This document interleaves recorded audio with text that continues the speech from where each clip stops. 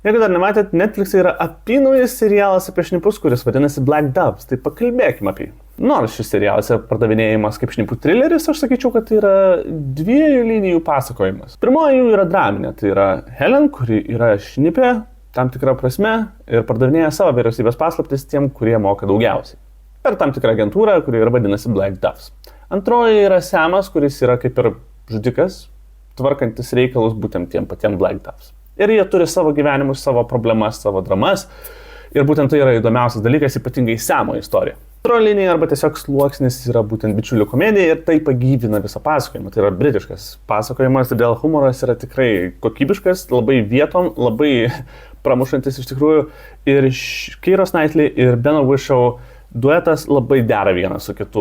Chemija tarp jų yra fantastiška ir jie tiesiog puikiai perteikia savo personažus. Galiausiai ant viršaus yra pabarstoma šnipų trilerių motyvų. Tai tiesiog įtraukiama į pasakojimą apie korupciją valdžioje, tam tikras skirtingas šnipų agentūras dirbančias ir Amerikos, ir UK, ir Kinijos ir panašiai. Tai žodžiu, viskas yra supinama į vieną tokį labai gerą, trumpą 6 serijų pasakojimą, kuris įtraukia nuo pradžių iki pabaigos.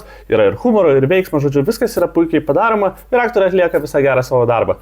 Jeigu jums patinka pasakojimą apie šnipus ir geras britiškas humoras su šiek tiek veiksmo, tai labai rekomenduoju pasižiūrėti Black Doves. Jeigu jau matėt, savo nuomonę palikite komentaruose ir nepamirškit manęs pafollowinti.